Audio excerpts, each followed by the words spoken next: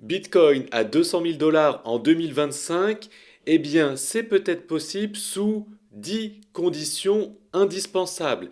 Donc, on va voir si c'est des conditions qu'il est probable d'avoir en 2025 ou si c'est vraiment quelque chose d'improbable. Et si c'est improbable, quel target on pourrait espérer fin 2025? Est-ce que ça sera une target proche des 50 000, proche des 100 000 ou 150, 200 000? Eh bien, on va voir dans cette vidéo si on a toutes ces conditions, eh bien, on va vivre un bull run d'enfer.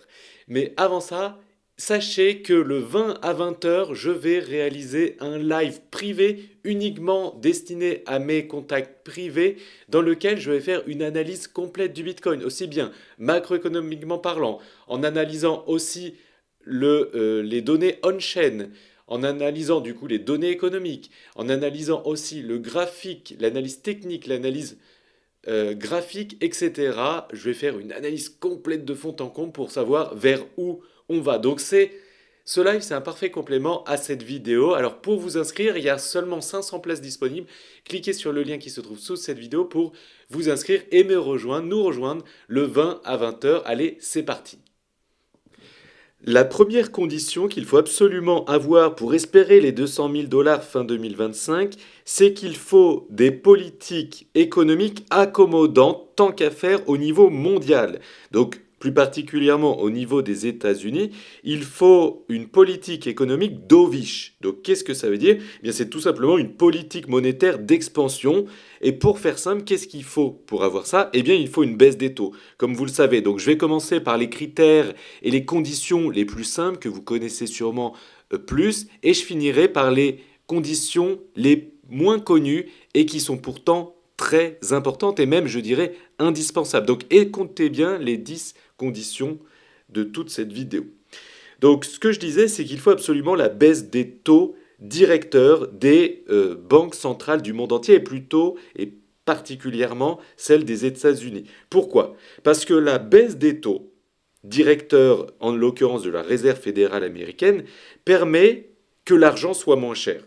C'est-à-dire qu'on peut emprunter avec un taux plus bas. Donc il est beaucoup plus simple d'emprunter et on peut emprunter beaucoup plus. Donc beaucoup plus de personnes empruntent et du coup il y a beaucoup plus d'argent en circulation. Ce qui fait que beaucoup plus d'argent sont gagnés par les gens et du coup les gens vont investir plus facilement. De plus, il est donc moins intéressant d'acheter des obligations d'État ou de faire des placements bancaires. Pourquoi? Parce qu'on a baissé les taux directeurs. Du coup, les obligations sont moins intéressantes et donc les investisseurs cherchent des actifs qui rapportent de l'argent. Donc ils vont sur les marchés financiers, ils investissent dans les actifs à risque comme les actions, mais aussi les crypto-monnaies. Donc il faut absolument une baisse de taux. Et qu'est-ce qui fait? Sur quels critères les banques centrales baissent leurs taux?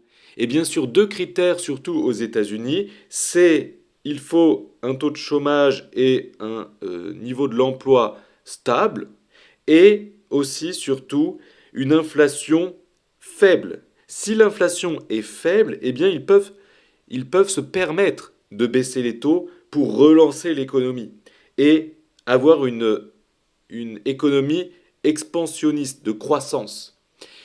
Et donc du coup, est-ce que du coup, on va avoir un taux de chômage et un emploi correct dans les prochains mois? Et est-ce qu'on va avoir une baisse d'inflation? Donc déjà, commençons par l'inflation. Sachez que aujourd'hui, le taux d'inflation aux États-Unis est environ à 2,8%. Mais ça, c'est trop pour la Banque centrale américaine parce que du coup, il faut absolument que ce taux chute à 2%.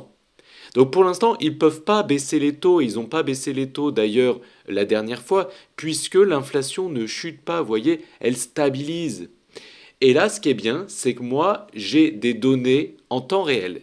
Donc je sais pertinemment que l'inflation va chuter durant le mois de mars. Et donc, là, les données qu'on voit ici, elles ont un mois de retard. Donc nous, on a un mois d'avance. Donc on sait par avance que les données de l'inflation vont chuter. Ça, c'est en ce moment. Et donc, ça sera officiel et publié au mois de mars. Donc je sais que l'inflation va baisser au mois de mars. Je sais que de toute façon, le taux de chômage va lui plus ou moins stagner.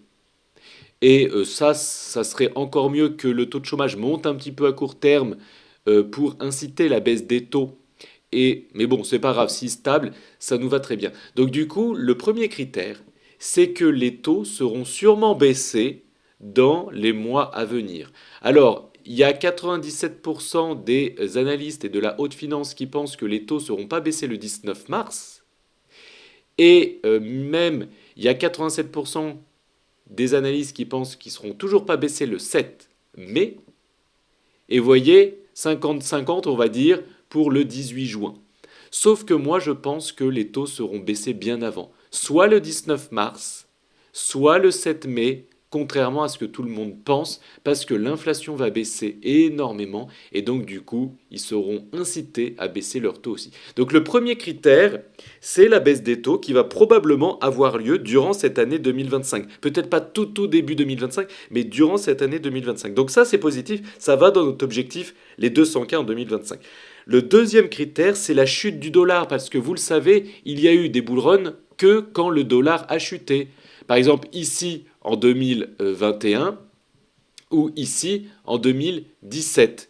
D'ailleurs, sachez que Donald Trump est venu au pouvoir début 2017 et lui, il a fait chuter le dollar en 2017. C'était l'un de mes meilleurs bull runs d'ailleurs à ce moment-là quand Donald Trump a eu son premier mandat. Donc là, en fait, Donald Trump a tout intérêt de faire un dollar moins fort. Mais il va mettre le dollar moins fort, et il va tout faire pour que le dollar soit moins fort, après les négociations de droits de douane dont nous allons parler tout à l'heure. Écoutez bien ces 10 critères, et l'intégralité de ces 10 critères, c'est très important.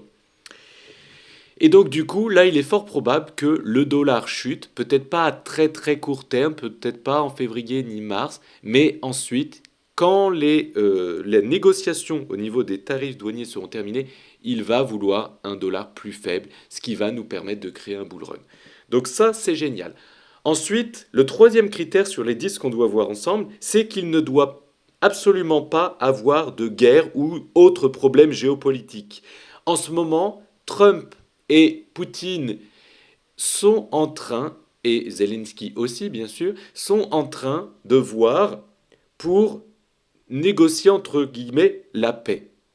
Et donc ça c'est bien, ça va dans le bon sens en tout cas, et ils sont en train de chercher un accord. Ça va peut-être pas prendre 2-3 jours, ça va prendre encore quelques semaines sûrement, mais ils sont en train de trouver un accord. Donc ça c'est positif, et c'est ce que je vous parlais à l'instant concernant les droits de douane. Donc là, Trump, il fait un peu peur avec sa politique, puisqu'il veut donner des droits de douane aux pays qui exportent aux États-Unis. Et donc ces droits de douane, il veut faire des droits réciproques de douane, et il veut les appliquer au 1er avril. Mais entre-temps, durant les semaines à venir, le temps que cette négociation se fasse et que les États-Unis, les autres pays, la Chine et tout ça trouvent un accord, il y a un peu d'incertitude, ce qui fait peur au marché. Ensuite, sachez que à court terme, là, l'or a surperformé le Bitcoin. Ça, c'est le Bitcoin comparé à l'or. Mais vous voyez que sur le long terme, le Bitcoin surperforme l'or. On le voit. Par contre, à court terme, vous voyez, l'or a surperformé le Bitcoin. L'or a fait un petit pump à court terme, là, ces dernières semaines, mois, et le Bitcoin, lui, ça fait 2-3 mois qu'il stagne. Mais voyez qu'on est sur un magnifique support. On n'est pas loin d'arriver sur une convergence de supports. Donc là, peut-être que l'or va encore un peu surperformer, mais bientôt, on va arriver sur un support et le Bitcoin va surperformer. Et ça, c'est génial. Pourquoi? Parce qu'en fait, au bout d'un moment, quand les gens vont se dire, bah, l'or, il performe pas trop, par contre, le Bitcoin performe énormément, ils pourront très rapidement vendre un peu de leur ETF Gold pour acheter de l'ETF Bitcoin en quelques clics, voire même de l'ETF Ethereum. Et sachez que les gens perdent un petit peu confiance en l'or là à court terme, puisqu'il y a Elon Musk qui veut contrôler les réserves d'or des États-Unis. Et apparemment, il n'y a pas tous les milliards qu'il pensait. Donc du coup, ça fait perdre un peu de confiance en l'or, alors que le Bitcoin, tout est traçable. Donc ça peut jouer aussi en sa faveur. Le point suivant, C'est le cinquième point des 10 points qu'on doit voir ensemble, et plus ça va aller, plus ça va être intéressant, vous allez voir, et moins connu, et pourtant indispensable pour les 200K en 2025, quand le Bitcoin va réellement et durablement dépasser les 100K. Les médias vont en parler massivement partout dans le monde. Et le grand public, la masse arrivera. Et vous le savez qu'un bull run ne peut pas se passer si la masse n'arrive pas. Mais sauf que là, le souci, c'est que le Bitcoin n'est pas passé durablement au-dessus des 100K. Donc quand il y passera durablement, et même qu'il atteindra les 105, 110, 115, etc. durablement, là, les médias en parleront, et là, la masse arrivera, et là, le bull run explosera. Parce que vous voyez que ça, c'était le pic en 2017, ça, c'était le pic en 2021, mais vous voyez, pour l'instant, on n'a rien eu sur le mot-clé Bitcoin. Et regardez le mot-clé crypto, là aussi, on n'a pas eu la masse qui est arrivée, elle n'est pas encore là. Ensuite, il ne faut pas que la récession arrive. Ou en tout cas trop tôt. Ça, c'est le sixième point sur les 10 qu'on doit voir ensemble. Il ne faut pas que la récession arrive trop tôt ou qu'elle n'arrive du tout. Là, vous voyez que ça, c'est l'inversion de la courbe des taux. Généralement, quand elle retourne en positif, on a une récession, comme vous pouvez le voir ici en gris clair. Quand on retourne en positif, eh bien, on a une récession quelques mois plus tard. Donc, ça veut dire que la récession arrive potentiellement dans quelques mois ou quelques trimestres, mais on a potentiellement le temps de vivre un bull run avant. Parlons maintenant du septième point qu'on doit voir ensemble, c'est les réserves stratégiques de Bitcoin et autres crypto-monnaies au niveau des États-Unis. Et vous le savez, Trump, dans son accord qu'il a passé récemment, eh bien, il a dit qu'ils ont 180 jours pour étudier le projet d'avoir des réserves stratégiques en Bitcoin et autres actifs numériques. Donc, 180 jours, et ça veut dire que c'est à partir du mois de juin. C'est-à-dire qu'avant le mois de juin 2025, il y aura sûrement officiellement une réserve stratégique de Bitcoin aux États-Unis. Et les autres pays du monde entier vont sûrement prendre de l'avance ou le faire quelques mois après, mais logiquement en 2025. Et oui, donc du coup, ça peut être des déclencheurs énormes. De plus, sachez que c'est le huitième point qu'on doit voir ensemble. Il y aura des lois crypto-friendly dès 2025 aux États-Unis et dans le monde. Pourquoi? Parce que les autres pays du monde entier n'ont pas envie d'avoir un train de retard dans ce secteur novateur qui sont les crypto-monnaies. Et donc, il y a des lois qui sont en train d'étudier et qui vont être officiellement actées et votées en 2025, surtout que tout le gouvernement est pro-crypto majoritairement aux États-Unis. Donc, là aussi, il y a des super lois qui vont tomber en 2025. L'avant-dernier point, c'est le neuvième point, c'est une condition indispensable, c'est avoir une impression monétaire énorme dans le monde entier. Donc c'est le M2. Vous voyez, là, c'est toutes les monnaies en circulation, l'euro, le dollar, le yen, etc. Et donc en fait, cet indicateur, vous voyez, il est en hausse depuis 2022. Donc on a eu un bull run depuis 2022. Donc ça, c'est bien. Enfin, plutôt fin 2022. Et par contre, ce qu'il faut prendre en compte, c'est que sur cet indicateur, il a toujours 2 mois de retard. C'est-à-dire que là, vous voyez, on a 2 mois de hausse depuis janvier. Vous voyez, là, on a eu une baisse depuis octobre 2024. Donc, on a une baisse sur les cryptos aussi. Et on a une hausse depuis janvier 2025. Sauf que cet indicateur, il a toujours 2 mois de retard. Donc ça veut dire qu'à partir du mois de mars, il est probable qu'on ait une hausse sur les cryptos parce que, eh bien, il y a plus d'argent en circulation, donc ça fait monter les actifs à risque. Donc le dernier point, pour atteindre les 200K en 2025, c'est qu'il nous faut, c'est quelles conditions? Il nous faut du temps. Ça n'arrivera pas début 2025, ça ne peut pas arriver peut-être mi-2025, mais plutôt automne ou fin 2025, avant peut-être la récession.